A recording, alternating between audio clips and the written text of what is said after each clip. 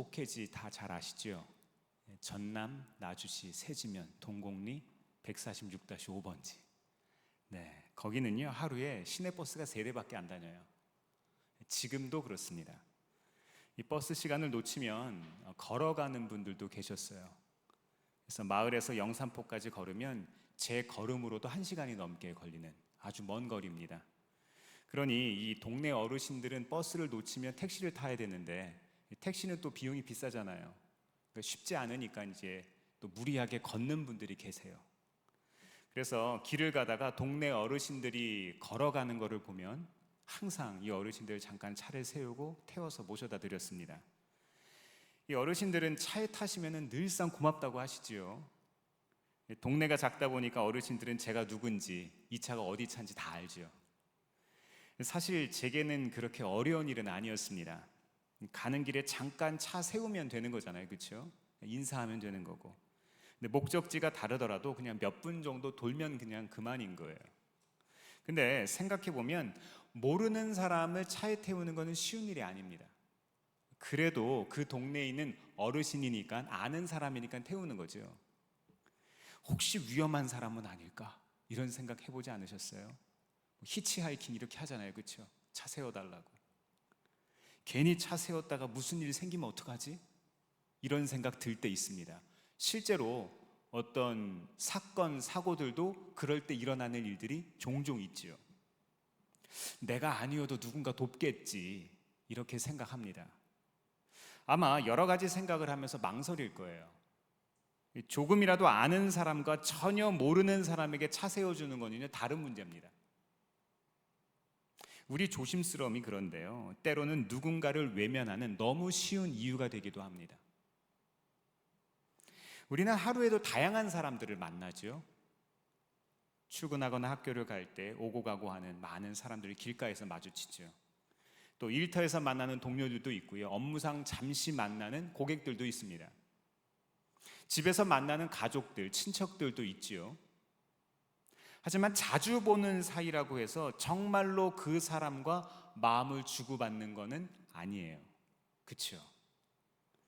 그 사람에게 문제가 있는 걸 알면서도 우리는 그냥 지나치는 일들이 참 많습니다. 아는 사람이든지 모르는 사람이든지 일단 내 일과 상관이 없으면 뭘 둬요? 거리두기 하는 거예요. 오늘 본문 말씀에도 이와 비슷한 경우가 등장을 합니다. 오늘 예수님께서 들려주시는 선한 사마리아인의 비유는요, 단순히 착한 일을 많이 하라는 이야기가 아니에요. 하나님의 나라가 우리 안에 임하면 사람을 바라보는 눈이 달라진다는 거예요. 사람을 바라보는 눈이 달라지니 내 발걸음이 멈추는 곳이 달라진다는 거죠. 하나님의 나라는 아는 신앙으로 머무르지 않고 하나님을 사랑하는 믿음으로 움직이는 나라이기 때문에 그렇습니다. 자, 오늘 말씀을 통해 우리 안에도 이 지나치지 않는, 그러니까 길거리를 그냥 지나치지 않는 이런 믿음이 있기를 바랍니다. 자, 그렇다면 첫 번째로 우리에게 주시는 영적 깨달음은 뭘까요? 정답을 알아도 사랑하지 않을 수 있어요. 다 아는데, 그 사람이 좋은 것도 다 아는데 마음이 안 옮겨질 수도 있어요. 자, 누가복음 10장 27절 말씀 같이 한번 읽어볼까요? 시작. 그가 대답하였다. 내 마음을 다하고 내 목숨을 다하고 내 힘을 다하고 내 뜻을 다하여 주 너의 하나님을 사랑하여라 하였고 또 내 이웃을 내 몸과 같이 사랑하여라 하였습니다. 아멘. 아멘. 오늘 말씀에는 한 율법 교사가 등장을 합니다. 이 사람이 예수님께 질문을 하는 거예요. 이 율법 교사라는 사람은 성경을 그냥 조금 아는 사람이 아니라 성경을 가르치는 사람이고 연구하는 사람이죠. 굉장히 잘하는 사람인 거죠. 그러니까 겉으로는 이 사람이 진지하게 자기가 고민하고 있고 많은 사람들이 공유해야 될 질문을 예수님께 드리는 것이 아니라 이 누가복음의 저자인 누가는 그가 예수님을 시험하려고 질문했다고 이야기합니다.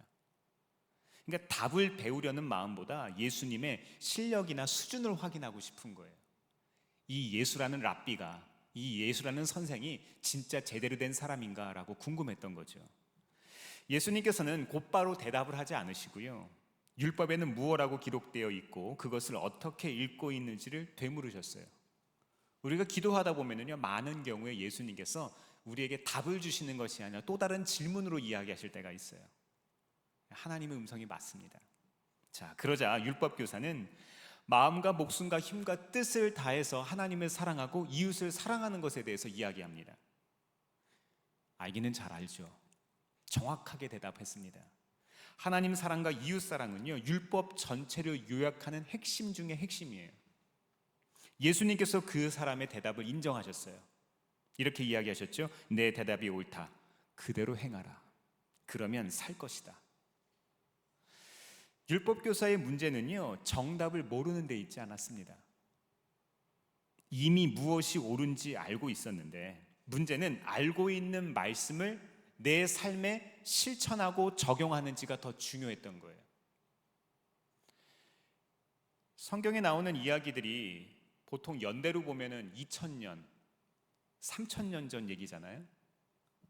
이 이야기가 우리의 삶과 무슨 상관이 있습니까? 어떤 능력이 있어요? 성경의 주제를, 말씀의 주제를 우리의 삶으로 가지고 와서 일주일 동안 우리의 삶에서 씨름하지 않으면 이것이 능력이 없는 거예요. 아무것도 아닌 거예요. 예수님께서는 이 사람에게 새로운 지식을 더해 주시는 게 아니었습니다. 이미 알고 있는 말씀대로 살라, 이렇게 이야기하신 거예요. 살으라. 사랑은요, 설명하는 것이 아니에요. 사랑해 본 적 있으세요? 사랑해 본 적 있으세요? 없으세요? 사랑해 본 적 있으세요? 대답을 하세요. 대답을 하시라고요. 사랑해 본 적 있잖아요. 우리 교회도요, 아내를 바라보는 그 뒷모습만 바라봐도 눈빛이 달라지는 남자들이 몇 명 있어요. 대단한 남자들입니다. 또 우리 교회 오고 가고 하는 손주들의 목소리만 들어도 기분이 좋아지고 사랑하는 눈빛으로 바뀌는 분들이 있어요. 이게 사랑이에요. 사랑은요, 해본 사람만 압니다. 사랑은 해본 사람만 알아요. 사랑은요, 설명하는 것으로 완성되는 게 아니에요. 사랑은 하는 거예요. 하나님을 사랑해야 한다는 말을 정확하게 하고 이웃사랑의 의미를 잘 설명해도 실제로는 사랑을 안 할 수 있어요. 29절에 율법교사가 자기를 옳게 보이려고 다시 질문합니다. 그러면 내 이웃이 누굽니까? 자기 이웃이 누구냐요? 이 사람이 궁금했던 것은 단순히 이웃이라는 뜻을 물어보는 거에 아니지요. 어디까지 내가 사랑해야 하는지, 사랑의 의무가 어디까지 이어져야 하는지를 물어본 거예요. 그 범주를 얘기한 거죠. 다시 말해서 이웃사랑의 범위를 넓히려고 이 사람이 물어본 게 아니라 이웃사랑의 의미를 좁히려고 물어본 거예요. 내가 사랑할 만한 사람과 사랑할 필요가 없는 사람을 나누기 위한 질문입니다.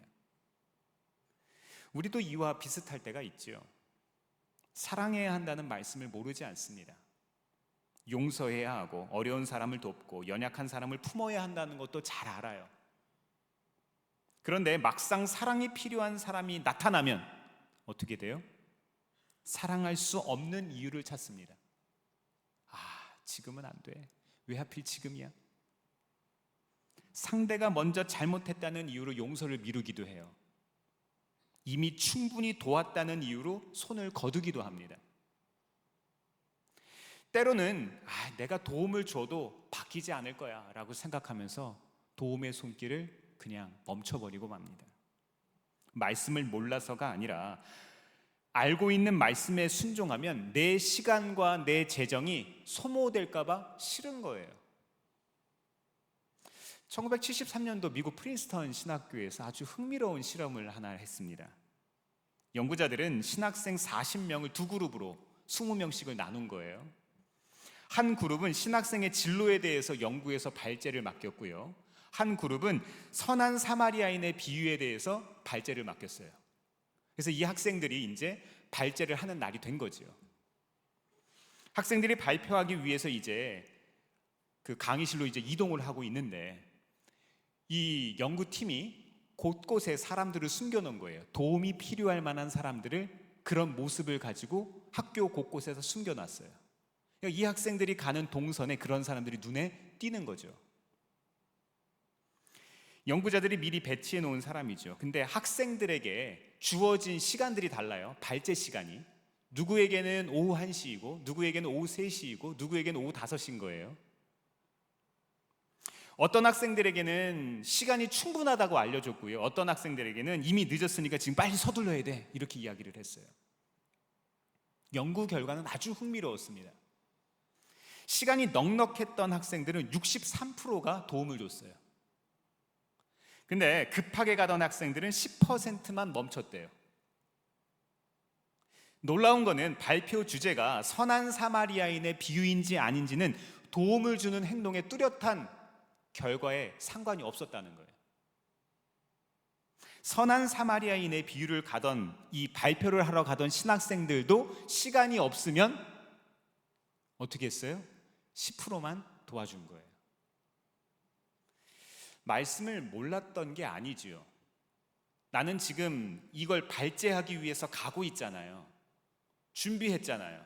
잘 알고 있는 거예요. 그 순간에는 자기가 해야 할 일과 지켜야 할 시간이 눈앞에 있는 누군가의 도움이 필요한 사람보다 더 크게 보였던 거예요. 이 실험은 우리에게 불편한 질문을 던집니다. 사랑에 관한 말씀을 듣는 것과 실제 사랑하는 것은 다릅니다. 우리가 학교에서도요, 학원에서도 선생님이 강의할 때를 들으면 그렇지. 시험을 보면 어때요? 몰라요. 나 그거 알았는데. 알긴 뭘 알아. 아무것도 모르는 거예요. 틀렸잖아. 이웃 사랑을 설명하는 것과 도움이 필요한 사람 앞에서 발걸음을 멈추는 건 달라요. 전혀 다른 문제입니다. 사랑하는 성도 여러분, 행함 없는 믿음은 죽은 겁니다. 정답을 아는 것과 믿음으로 살아내는 것은 달라요. 말씀의 가치가 우리의 선택과 행동의 주제가 될 수 있기를 바랍니다. 자, 두 번째로 오늘 말씀을 통해서 주시는 영적 깨달음은 뭘까요? 긍휼은 지나치던 발걸음을 멈추게 합니다. 누가복음 10장 33절에서 34절 말씀 읽어보겠습니다. 시작.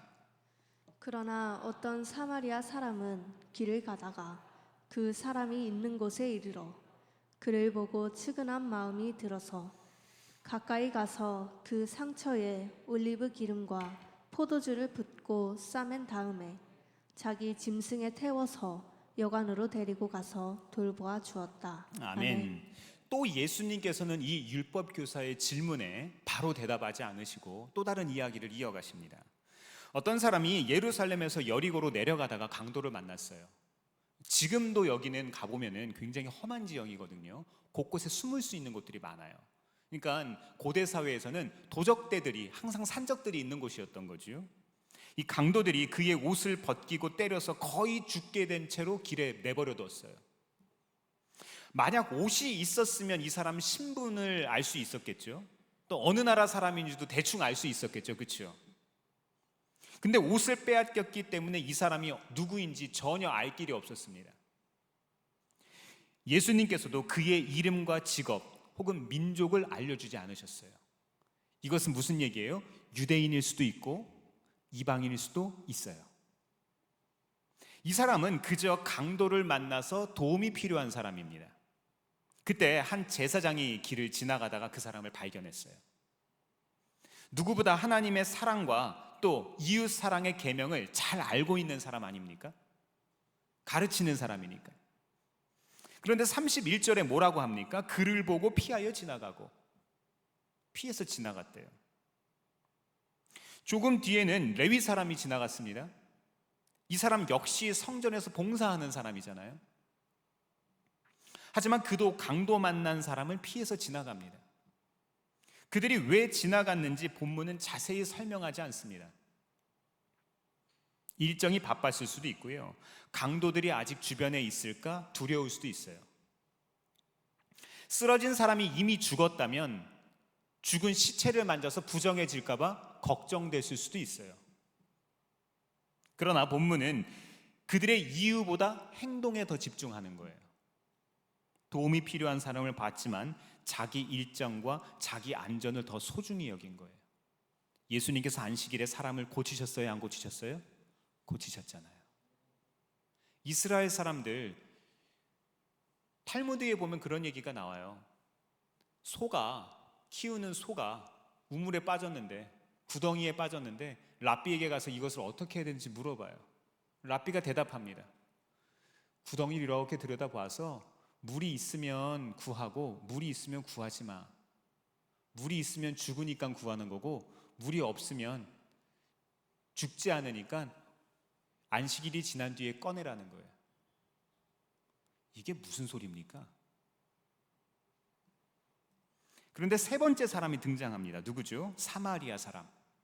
사마리아 사람. 우리가 잘 알다시피 이 유대 사람들과 사마리아 사람들 사이에서는 오랫동안 갈등이 있었죠. 종교적, 민족적 갈등이 있었습니다. 당시 유대인들에게 사마리아 사람들은요, 사람 같지 않은 사람들인 거예요. 아마 예수님의 이야기를 듣던 청중들은요, 옆에 같이 있던 사람들이 있었을 거잖아요. 제사장과 레위 사람이 지나간 뒤에 그래도 평범한 유대인이 나타나서 구해주겠지라고 생각했을 거예요. 하지만 예수님은 일부러 사마리아 사람을 오늘 말씀의 주인공으로 등장시킵니다. 물론 이 사마리아 사람에게도 지나칠 이유는 충분하죠. 만약 쓰러진 사람이 유대인이라면 자기를 멸시하던 민족인 거예요. 피투성이가 된 유대인을 만약 자기 짐승에 태우고 마을로 들어가다 걸리면 어떻게 돼요? 아, 네가 때려 죽였구나 이렇게 생각할 거 아니에요. 그렇죠? 강도들이 아직 근처에 남아있을 가능성 여전히 있어요. 그렇다면 왜 이 사람은 멈췄을까? 33절은요, 사마리아 사람이 그를 보고 불쌍한 마음이 들었다 이렇게 이야기합니다. 불쌍한 마음이 들었다. 측은지심이 들었다는 거죠. 여기서 사용된 헬라어는 에스플랑크니스테라는 말인데, 이 말은요, 사람의 속과 내장을 뜻하는 스플랑크톤이라는 말에서 나왔어요. 내장, 사람의 속. 그러니까 이런 거죠. 단순히 머리로 참 안 됐다라고 그냥 생각하는 게 아니라 타자의 아픔이 내 마음속 깊은 곳에 사무치는 거예요. 외면하고 지나갈 수 없을 만큼 마음이 움직인 거죠. 성경이 말하는 긍휼은 단지 그냥 따뜻한 감정이 아닌 거예요. 다음 행동을 시작하게 만드는 믿음인 겁니다. 우리 안에 이런 믿음, 이런 긍휼한 마음이 있기를 바랍니다. 이어서 본문은 사마리아 사람은 불쌍한 마음이 들었다는 말로 끝나지 않습니다. 성경은 잠시 볼까요? 가까이 갔습니다가 처음 등장하죠. 그리고 상처를 싸매었습니다. 기름과 포도주를 부었습니다. 자기 짐승에 태웠습니다. 여관으로 데리고 갔습니다. 그를 돌보고 자신의 돈을 내어주었습니다. 지금 뭐가 나오고 있어요? 계속해서 동사가 나오네요. 계속해서 움직이는 거예요. 사마리아 사람의 행동을 나타내는 동사들이 계속 나오는 거예요. 마음으로 품은 그 긍휼이 어디로 흘러가는 거예요? 내 행동으로 흘러가는 거예요. 내 행동으로 이어지는 거예요. 네, 그렇습니다. 하나님의 사랑을 품은 사람은요, 긍휼한 마음을 품는 것으로 끝나는 게 아니에요. 우리의 삶의 실천으로 나아가는 것이죠. 진짜 사랑은 고통받는 사람에게 가까이 가는 거예요. 하지만 우리 현실을 생각해 보세요. 가까이 가면 불편해질 것 같잖아요. 낯선 사람이 우리에게 찾아오면 좀 부담스럽잖아요. 그 사람 사정 알게 되면 내 시간과 물질을 내놓아야 될까 봐 겁나잖아요. 무슨 얘기를 할지 모르니까. 이 비유를 단지 착한 사람 되라는 이유로 들으면요, 낙심할 수밖에 없습니다. 우리도 율법 교사처럼 온전히 믿음으로 살아내지 못하기 때문이죠. 그래서 우리는 이 이야기 속에서 예수님의 사랑을 먼저 발견할 수 있어야 돼요. 로마서 5장 8절은 우리에게 이렇게 이야기합니다. 같이 한번 고백해 볼까요? 시작. 우리가 아직 죄인 되었을 때에 그리스도께서 우리를 위하여 죽으심으로 하나님께서 우리에 대한 자기의 사랑을 확증하셨느니라. 아멘. 개역 개정이 훨씬 더 은혜가 되는 것 같아요. 이 부분은 만약 예수님이 그냥 우리를 지나쳤다면 우리는 어땠어요? 우리는 어떻게 되었겠습니까? 우리는 그냥 죽었을 거예요. 그런데 예수님의 십자가가 우리를 지나치지 않았습니다. 우리가 사랑받을 만한 사람이었기 때문에 찾아오신 것이 아니라 무익한 우리에게 찾아오신 거예요. 마치 아무런 옷도 신분도 나타낼 것이 아무것도 없는 이 사람처럼 우리도 우리를 규정하거나 우리 스스로를 생각할 수 없는 사람이었는데 예수님이 우리를 찾아오신 거예요. 그러므로 우리가 이웃을 사랑하는 것은 구원받기 위한 조건이 아니에요. 먼저 사랑받았기 때문에 나타나는 복음의 열매입니다. 사랑하는 성도 여러분, 우리 힘으로 사랑하지 마세요. 내 힘으로 사랑하지 마세요. 사랑할 수 없을 때마다, 공감할 수 없을 때마다, 그 사람을 받아들일 수 없을 때마다 예수님을 생각하세요. 예수님을 기억하셔야 돼요. 예수님의 사랑을 꼭 기억할 수 있기를 바랍니다. 예수님의 긍휼은요, 그분과 동행하는 사람만 품을 수 있는 마음이에요. 자, 마지막 세 번째로 오늘 말씀을 통해서 주시는 영적 깨달음은 뭘까요? 이웃은 찾는 사람이 아니라 되어주는 사람입니다. 누가복음 10장 36절에서 37절 같이 한번 읽어보겠습니다. 시작. 너는 이 세 사람 가운데서 누가 강도만한 사람에게 이웃이 되어 주었다고 생각하느냐? 그가 대답하였다. 자비를 베푼 사람입니다. 예수께서 그에게 말씀하셨다. 가서 너도 이와 같이 하여라. 아멘. 아멘. 예수님께서는 이 이야기를 마치신 뒤에 율법 교사에게 또 질문을 하십니다. 이 세 사람 가운데 누가 강도 만난 사람에게 이웃이 되어 주었냐? 누가 되어 줬냐는 거예요. 율법 교사가 처음 예수님께 했던 질문과 지금 예수님이 하신 말씀을 한번 비교를 해보세요. 율법 교사는 이렇게 물었죠. 내 이웃이 누굽니까? 범위를 좁히기 위한 거죠. 그러나 예수님은 누가 이웃이 되어 주었느냐? 질문의 중심이 완전히 바뀐 거예요. 율법 교사는 사랑해야 할 이웃의 범위를 제한하고 싶었는데, 누구까지 내 이웃으로 인정하고 사랑해야 합니까? 선을 긋고 싶었는데, 예수님께서는 이웃의 조건을 묻고 계시지 않습니다. 조건이 없다는 거예요. 오히려 너는 누구에게 이웃이 되어주겠느냐? 너는 누구에게 가까이 가겠느냐? 너는 누구의 아픔 앞에 머물겠느냐? 이렇게 물어보고 계시는 거예요. 맞습니다. 이웃은 찾는 사람이 아니라 되어주는 겁니다. 자녀들 위해서 기도하시죠? 자녀들 위해서 기도하실 때 뭐 위해서 또 기도하십니까? 많은 부모들이 놓치지 않고 기도하는 게 좋은 친구 만나도록 기도하는 겁니다. 그렇죠?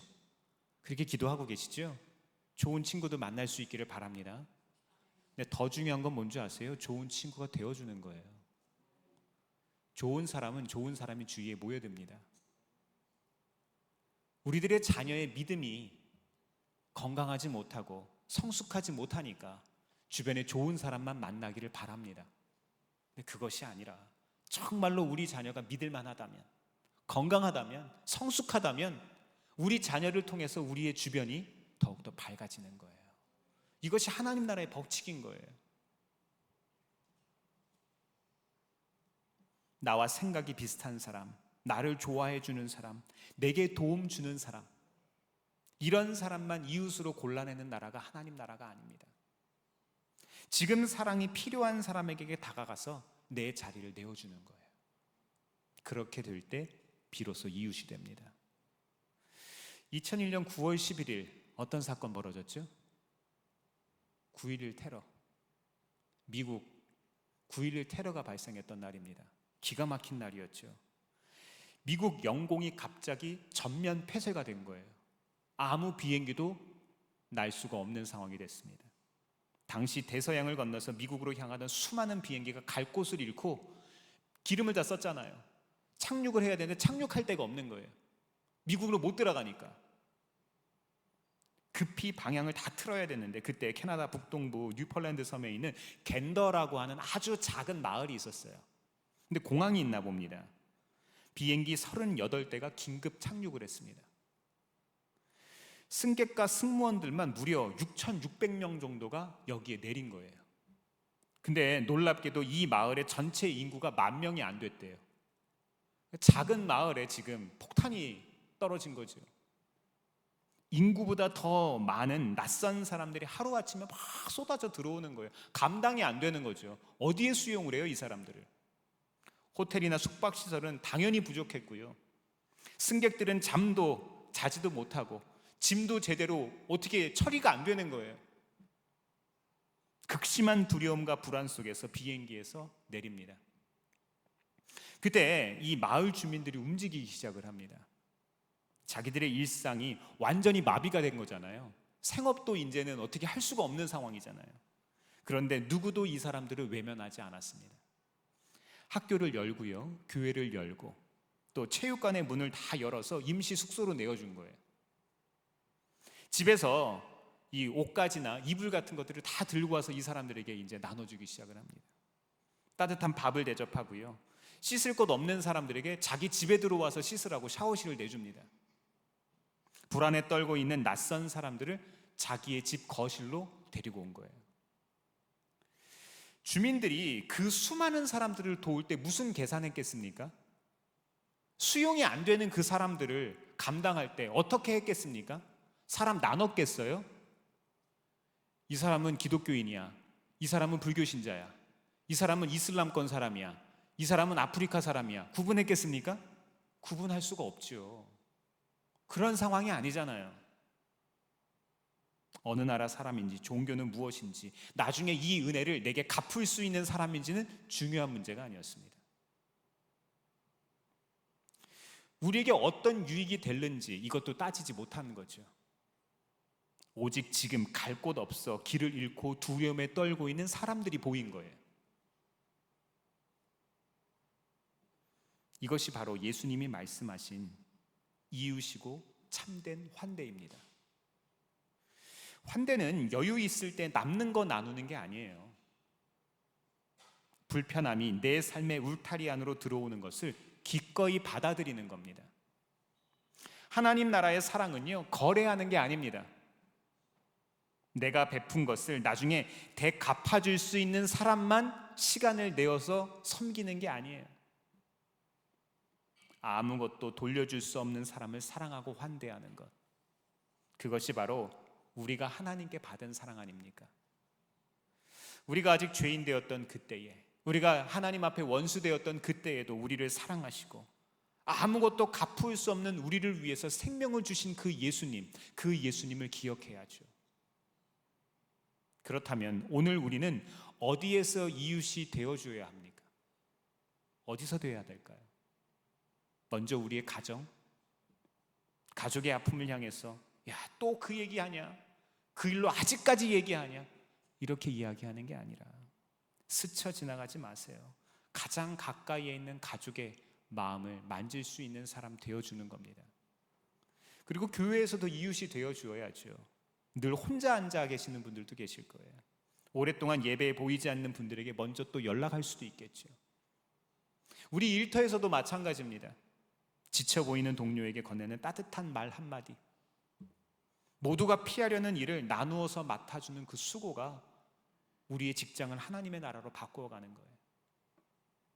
이번 일본 아우니치 맡은 팀원들, 우리 팀원들에게도 적용될 수 있겠습니다. 선교지 도착해야만 선교가 시작되는 게 아니에요. 여기서부터 선교지를 위해서 기도하는 거예요. 또 함께 가는 팀원들에게 먼저 이웃이 되어주는 거예요. 날씨가 이제 굉장히 무더울 거거든요. 또 짐도 많이 가지고 가다 보면 짜증도 나고 힘들 수도 있어요. 피곤한 사람의 짐을 들어주고 조금 느린 사람을 기다려주고 내 계획보다 공동체를 먼저 생각하는 것이 진짜 선교입니다. 어떻게 보면 이건 저에게도 적용이 되겠네요. 낯선 이에게 복음을 전하면서 가장 가까운 동역자에게 상처 준다면 그건 온전한 사랑이 아니죠. 말씀을 정리하겠습니다. 첫 번째로, 정답을 알아도 사랑하지 않을 수 있어요. 율법교사는 정답을 정확히 알았지만 행하지 않았습니다. 하나님 나라는요, 아는 것이 아니라 믿음으로 행하는 사람이 가는 겁니다. 두 번째로, 긍휼은 지나쳤던 발걸음을 멈추게 하는 거예요. 성경이 말하는 긍휼은 타인의 아픔이 내 삶의 계획을 바꾸는 것을 기꺼이 허락하는 거예요. 세 번째로, 이웃은 찾는 사람이 아니라 되어주는 사람인 거예요. 조건을 따지면서 이웃을 고르지 말고 늘 내 앞에 있는 사람이 필요하다면 그에게 환대의 손길을 건네는 거죠. 예수님은 우리에게도 그렇게 찾아오시지 않으셨습니까? 예수님이 오늘 우리에게도 질문하시는 거예요. 가서 너도 이와 같이 할 수 있겠니? 혹시 지금 마음에 걸리는 사람, 지금 마음에 걸리는 누군가가 있으세요? 연락해야지 하면서도 계속 미뤄둔 사람이 있을 수 있지요. 도움이 필요해 보이는 그 사람이 오늘 내게 하나님이 보내주신 그 사람입니다. 누군가 하겠지, 다음에 해야지, 눈 찔끔 감고 지나가지 마시고 믿음으로 도전해 볼 수 있기를 바랍니다. 이번 한 주 살아가시면서 예수님의 마음을 품고요, 진정한 이웃으로 살아갈 수 있기를 주의 이름으로 축원합니다. 기도하겠습니다.